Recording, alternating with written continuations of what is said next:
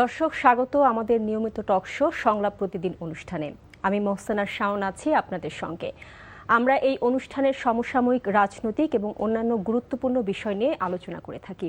আজ আমরা আলোচনার জন্য দুজন অতিথিকে আমন্ত্রণ জানিয়েছি। শুরুতেই চলুন তাদের সাথে পরিচিত হয়ে নিই। আমার একেবারে পাশেই আছেন সাইদুর রহমান, নবনিযুক্ত press minister, Bangladesh high commission, New Delhi. তার পাশেই রয়েছেন মুক্তাদির রশিদ, সাংবাদিক, বাংলা আউটলুক। আপনাদের দুজনকেই আমন্ত্রণ জানাচ্ছি আমাদের অনুষ্ঠানে। আমরা যেটা বলছিলাম যে সমসাময়িক এবং রাজনৈতিক বিষয় নিয়ে আমরা আলোচনা করে থাকি, তো সেই দিক থেকে বিবেচনা করলে অনেক জল্পনা কল্পনার পরে মোহাম্মদ শাহাবুদ্দিন গতকাল পদত্যাগ করেছেন এবং এটাই এখন বলা যায় টক অফ দ্য টাউন। তো বিদায়ী রাষ্ট্রপতি শেখ হাসিনার সাথে আলাপের বিষয়টি অস্বীকার করেছেন। এই ব্যাপারটি অনেকদিন ধরেই আসছিল যে তার সাথে লন্ডনে একটি ফোন আলাপ হয়েছে। তো রয়টার্স অবশ্যই এটাকে ভিন্ন একটা কথা বলছে। তারা বলছে যে ঘটনার সূত্রপাত আসলে দিল্লি থেকে। শেখ হাসিনা কয়েকদিন আগে ঘোষণা দেন তিনি দেশে ফিরে আসবেন এবং আত্মসমর্পণ করবেন এবং বিচারের মুখোমুখি হবেন। তো এই ঘোষণাতে দেশে নতুন করে রাজনৈতিক উত্তাপ ছড়িয়ে পড়ে। 2023 সালে শেখ হাসিনার একক সমর্থনে বিনা প্রতিদ্বন্দ্বিতায় বলা যায় রাষ্ট্রপতি নির্বাচিত হন মোহাম্মদ শাহাবুদ্দিন।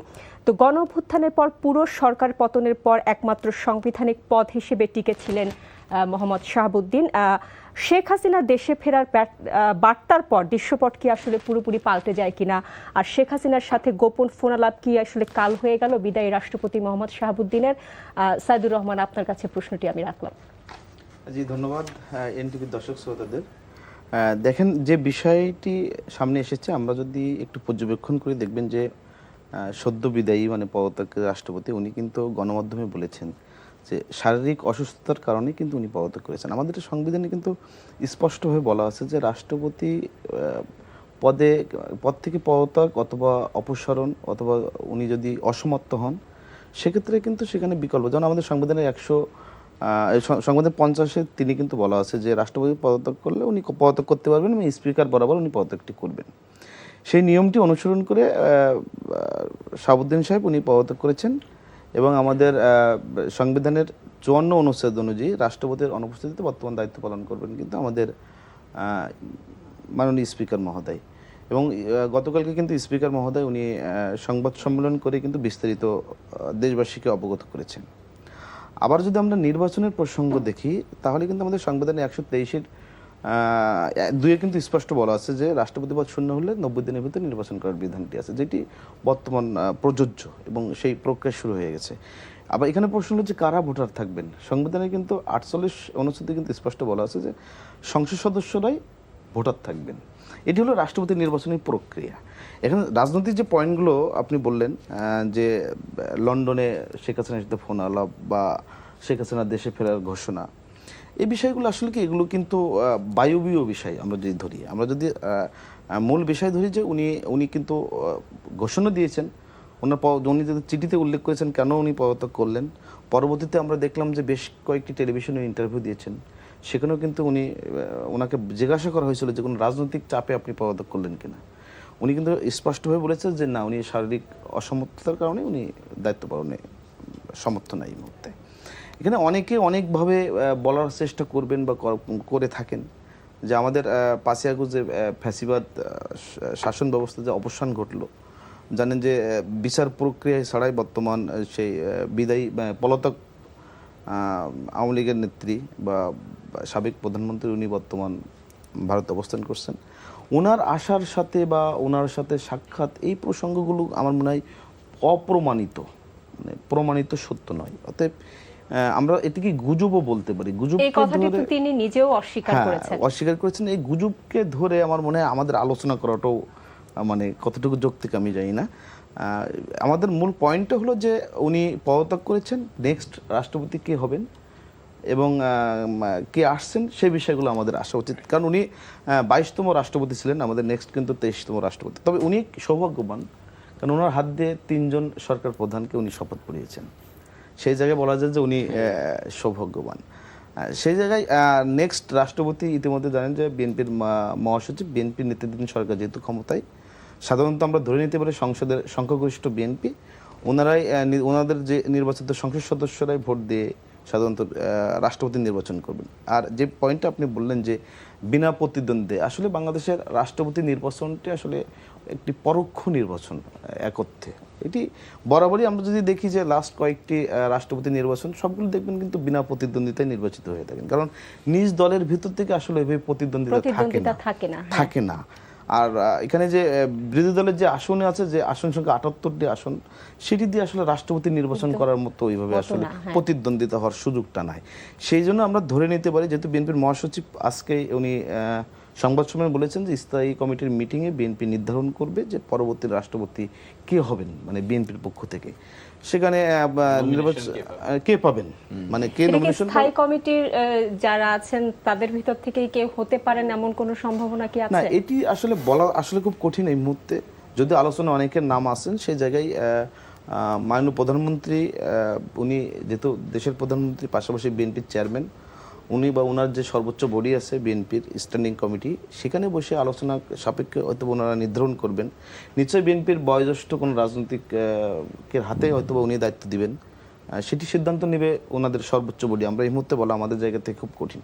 তা আমরা প্রত্যাশা করব যে যিনি রাষ্ট্রপতি হবেন বাংলাদেশের, অবশ্যই বাংলাদেশের বর্তমান প্রেক্ষাপটে মাননীয় প্রধানমন্ত্রী যেভাবে বাংলাদেশটিকে এগিয়ে নিয়ে যেতে চান, অবশ্যই উনি ওই স্পিডটি ধারণ করবেন এবং সেভাবে আমরা যে নতুন বাংলাদেশ প্রত্যাশা করি, সেই নতুন বাংলাদেশের কে ধারণ করে আমরা অথবা অগ্রসর হব আগামীতে।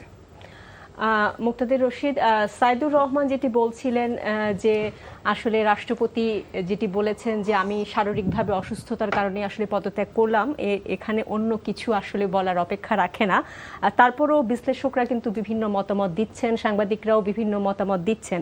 তো রয়টার্সের কথা আমি বলছিলাম, রয়টার্সের একটা প্রতিবেদন অনুযায়ী সরকার সরাসরি তাকে সরে দাঁড়ানোর একটা বার্তা দিয়েছে, যেগুলো আসলে খুব গোপনীয়ভাবে হয়তো বা হয়ে থাকতে পারে। হ্যাঁ, তো তার উপর কি আসলে মনস্তাত্ত্বিক কিংবা রাজনৈতিক কোনো চাপ ছিল বলে আপনি মনে করেন? আপনি নিজেও একজন সাংবাদিক।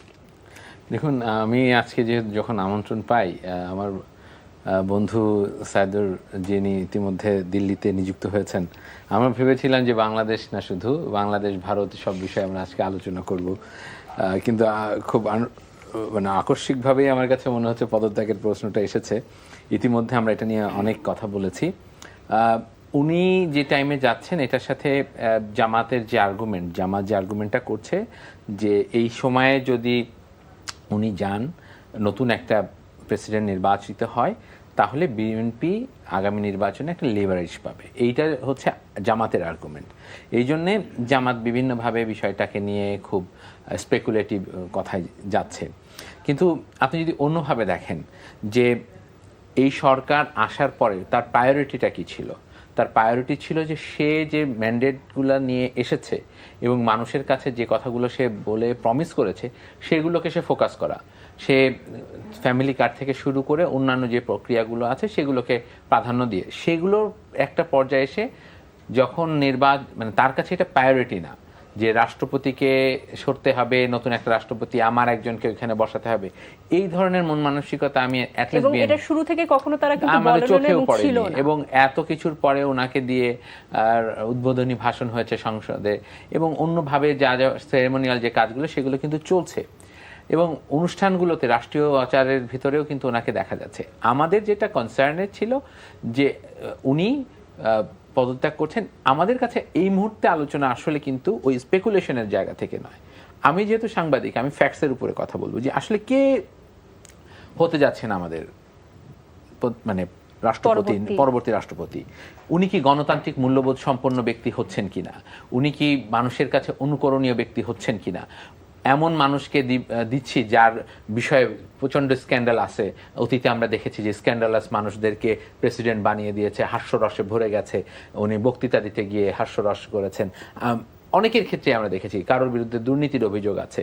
তো আমরা চাই যে এমন একজন মানুষ আছেন যাকে সর্বজন শ্রদ্ধেয়, কারণ এই পদটি অনেকটা অলংকারিক। যদি আপনি বলেন যে একটা ফ্যামিলি যদি থাকে, ফ্যামিলিতে দাদার যে রোল থাকে অনেকটা সেই রকমের রোল। তো দাদা কিভাবে সম্মানিত থাকে, তাকে তিনি হজ করে এসে নামাজগুলো যায়, ইবাদত করেন, ভালো ভালো ফ্যামিলির জন্য গাইডেন্স দেন, এইটা যেরকম একটা রোল, এইটা দাদা দাদির যে রোল, এইটাই একটা রোল বিচার আমি নাক্ষরিক অর্থে একটা অলংকারিক একটা পোস্ট, আলংকারিক তাই পোস্ট। সেই জায়গাটাতে যদি আপনি দেখেন তাহলে সেই রকম একটা পার্সোনালিটি আমাদেরকে আসলে খুঁজে বের করে, নট নেসেসারিলি যে স্ট্যান্ডিং কমিটি থেকেই হবে। আবার অতীতে এক্সপিরিয়েন্স আছে যে পলিটিক্যালি কনসিয়াস না এমন মানুষকে দিয়ে রাজনীতির ক্ষেত্রে অনেকটা ভুল সিদ্ধান্ত হয়েছে, আমরা দেখেছি অতীতে। তো এইরকম জায়গা থেকে এসে একজন প্রজ্ঞাবান, গণতান্ত্রিক মূল্যবোধ সম্পন্ন, বাংলাদেশের স্বাধীনতা সার্বভৌমত্বকে যিনি নিশ্চিত করতে পারেন এমন একজন ব্যক্তিত্ব, আসলে আমরা চাই এই ডিবেটটা হোক যে এমন একটা ব্যক্তিত্ব আসুক, সেই ব্যক্তিত্বকে ধরে বাংলাদেশের ডেমোক্রেসি সামনের দিকে এগিয়ে যাবে।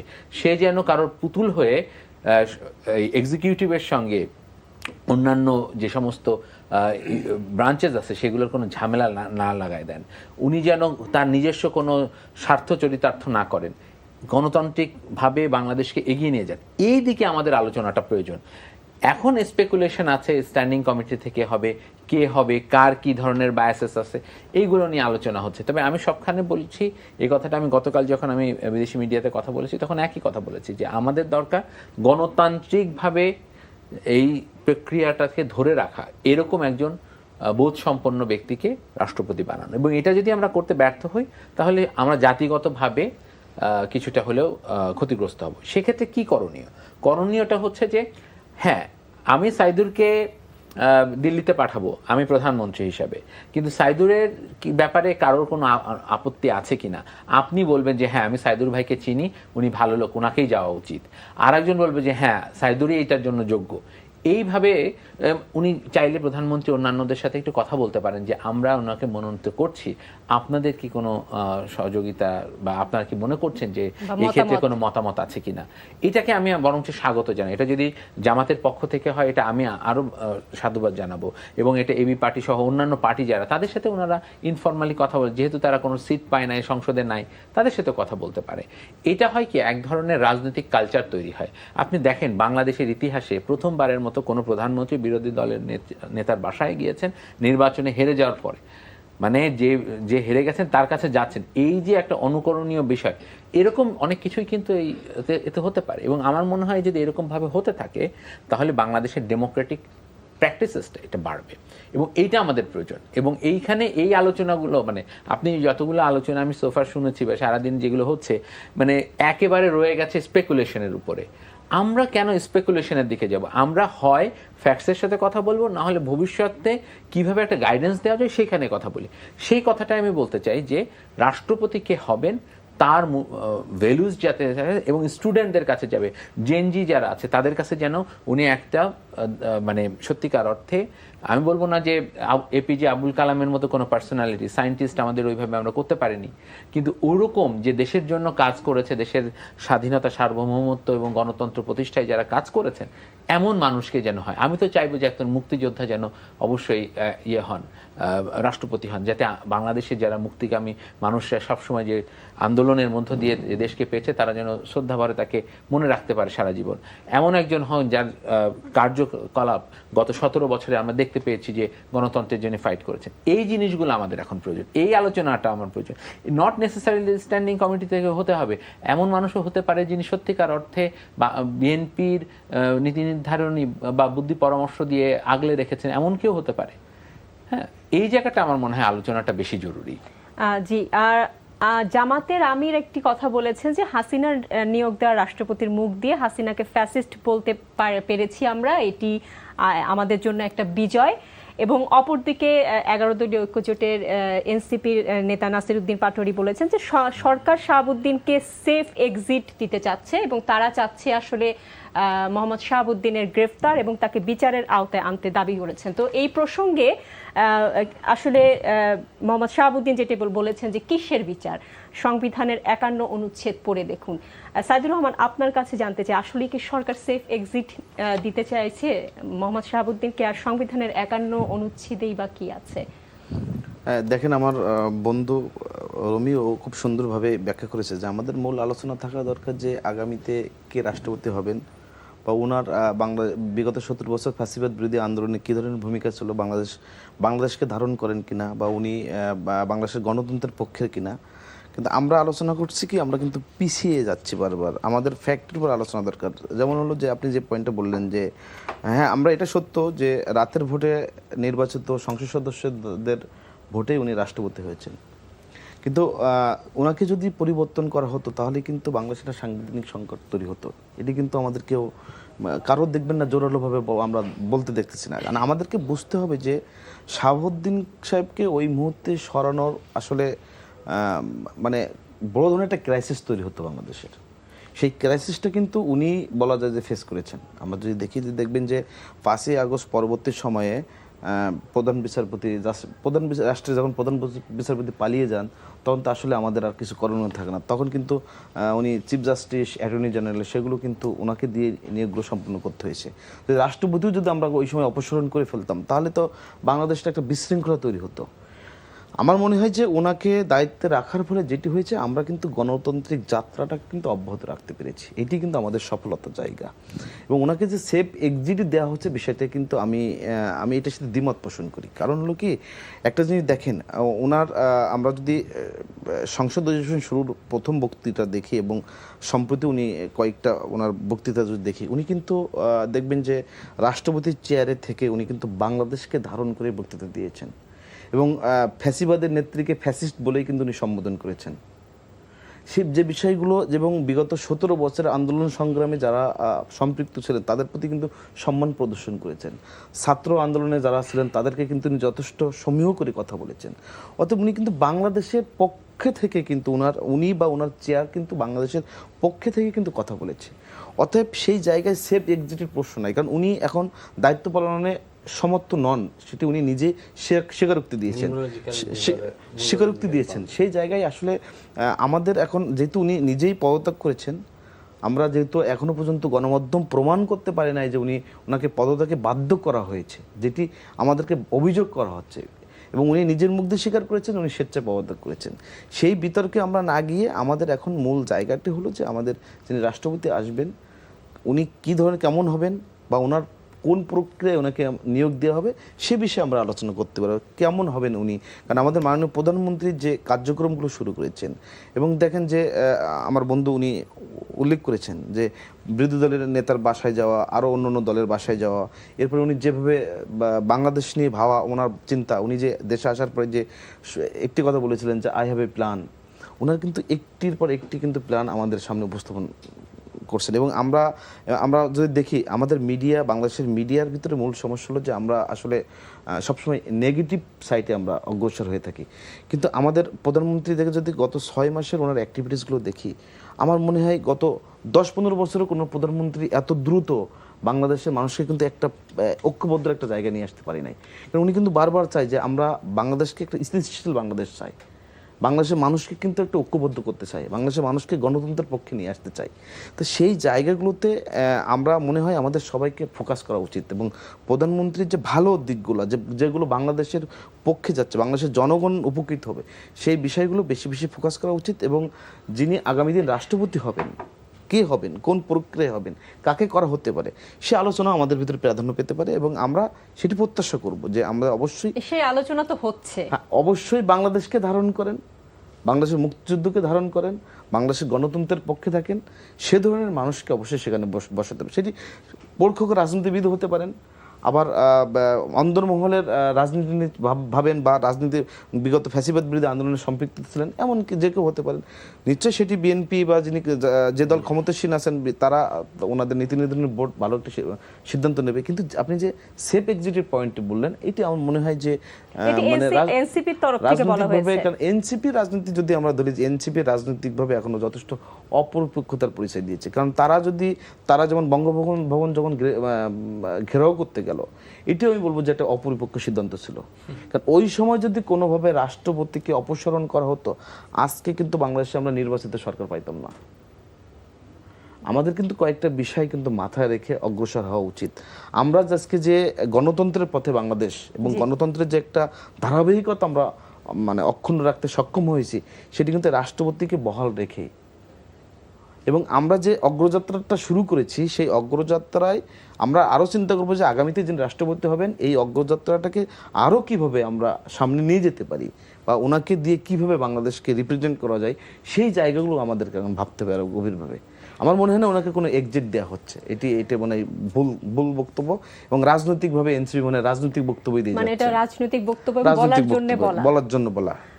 জি আচ্ছা, আমরা তাহলে রাষ্ট্রপতি বিদায়ী রাষ্ট্রপতি শাহাবুদ্দিনের আলোচনা থেকে, যেহেতু আপনারা দুজনই বারবার বলছেন যে বের হয়ে আসা উচিত, আমার মনে হয় হ্যাঁ, আলোচনা হওয়া উচিত বা বের হয়ে আসা উচিত, তো সে একটু বেরি হয়ে আসি। দিল্লিতে জানেন যে সারা ইন্ডিয়াতে আসলে একটা ককরোচ জনতা পার্টির আন্দোলন চলছে।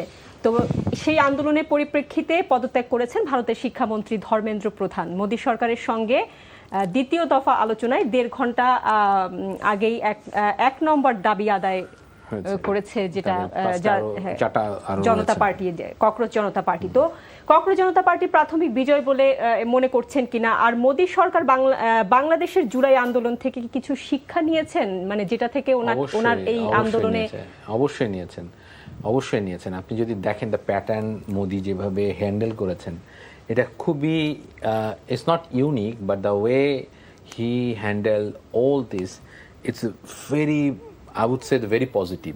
কেন পজিটিভ বলবো, যে ওনার এই বড় এতগুলা ক্লাসের ভেতরে কোনো মানুষ মারা যায়নি, এত বড় প্রোটেস্ট হয়েছে, ধরেন প্রায় 10,000, আমাদের দেশের ইন্টেলিজেন্সের তথ্য অনুযায়ী প্রায় 10,000 মানুষ এখানে ছিল, কোনো ধরনের ডেথ হয় নাই। হ্যাঁ, যেটার জন্য ওরা এখন কম্পেনসেশন চাচ্ছে, যে এনইটি পরীক্ষায় ফেল করে যারা সুইসাইড করেছে তাদেরকে 1 কোটি টাকা করে দেওয়ার দাবি জানাচ্ছে। এবং বিক্ষোভকারীদের যেসব পুলিশ হামলা করেছে তাদের বিরুদ্ধে ব্যবস্থা নেওয়ার কথা বলা হয়েছে। তাদের শুধু ব্যবস্থা না, তাদেরকে ক্ষমা চাইতে হবে, এবং বলেছে যে ক্ষমা চাইতে হবে, এবং এদেরকে যখন কোনোভাবেই পরবর্তীতে কোনো হ্যারাসমেন্ট না করা হয় এইটা নিশ্চিত করতে বলেছে, এবং 1 কোটি টাকা করে ক্ষতিপূরণের কথা বলা হয়েছে। তো আমার কাছে আসলে আমি একটু ভিন্ন কথা বলতে চাই। এই যে যদি আপনি দেখেন যে নেপালে বাংলাদেশের থেকে শিক্ষা নিয়ে ইন্ডিয়া ম্যাচিউরলি একটা অ্যাক্ট করেছে, নেপালে সেটা পারেনি। নেপাল আগে হয়েছে যেহেতু নেপালে মারা গেছে, তারপরে সরকার পতন এবং পরবর্তীতে নির্বাচিত হয়েছে, বালেনশা এসেছে। এইগুলো কিন্তু আমি একটু ডিফারেন্ট অপটিক্স থেকে দেখি। ভারতের যেই মুহূর্তে এই আন্দোলন চলছে, আপনি দেখবেন যে এই আন্দোলন যে মুহূর্তে চলছে সেই মুহূর্তে জয়শঙ্কর ম্যানিলাতে চায়নার পররাষ্ট্রমন্ত্রী ওয়াংয়ের সঙ্গে বসছেন, এবং তারা বলছেন যে আমাদের সম্পর্ক এখন আরও বাড়াতে হবে, এবং সেক্ষেত্রে কি কি প্রবলেম আছে সেখানে বলছে যে ফেয়ার ট্রেড মার্কেটটাকে এশিওর করতে হবে, এবং ট্রেড যে ব্যালেন্স এই জায়গাটা থেকে কাজ করতে হবে। তো এই দুইটা জিনিস সে বলেছে, এই দুইটার কারণে আমাদের সম্পর্ক সমস্যা হচ্ছে। আমি আসলে ওই অপটিক্স থেকে দেখতে চাই যে এইটা নট নেসেসারিলি যে এটা শুধুমাত্র জেএনজির ব্যাপার। জেএনজির ব্যাপারটা আমি আসছি, দেয়ার আর সাম কেসেস, কিছু অবশ্যই সমস্যা আছে যে কারণে ছাত্রদের ভিতরে একটা ক্ষোভ সঞ্চার করেছে, কিন্তু অন দ্য আদার হ্যান্ড এইখানে যে ভিউসটা আছে সেটা খুবই স্ট্রং, যে চায়নার সঙ্গে ভারতের যে সম্পর্ক, এই সম্পর্কের উন্নয়ন শুরু হয়েছে 2024 সালের অক্টোবর থেকে। তো এই যে সিগনিফিক্যান্ট একটা চেঞ্জেস, এইটা ওয়েস্টকে ভয় পাওয়া দিয়েছে। কারণ আপনি জানেন যে ইতিমধ্যে এয়ারবাসের প্লান্ট ইয়েতে চলে এসেছে, চায়নায় চলে এসেছে। ভবিষ্যতে আরও বেশি সম্পর্ক আসবে চায়নার সঙ্গে ইউরোপের।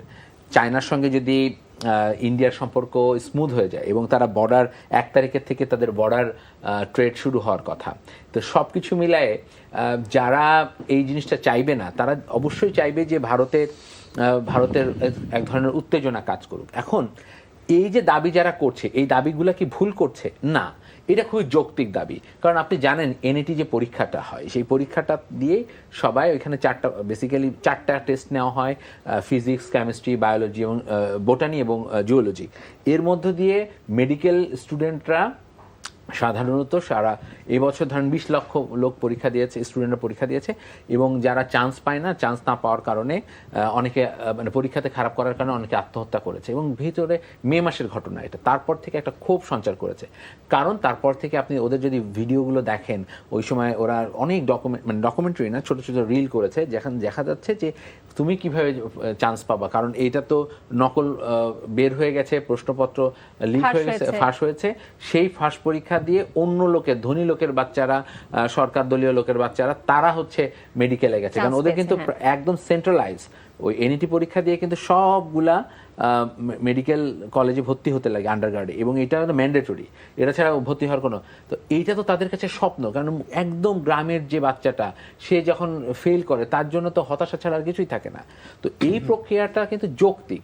এই আন্দোলনটাকে পরবর্তীতে এই যে আপনি ককরোচ পার্টি যে গঠন করা হলো, এবং দেখেন ককরোচ পার্টির জন্য তো যদি যাওয়ারই হয়, মানে কারো যদি পদত্যাগ করাই লাগে, তাহলে তো সূর্যকান্তে যাওয়া উচিত, সুপ্রিম কোর্টে যে যাদেরকে সে ককরোচ বলেছে, যে কারণে শেখ হাসিনা রাজাকার বলছিল দেখা তারপর সবার ক্ষোভ, সেটা হওয়ার কথা, সেটা কিন্তু হয় না।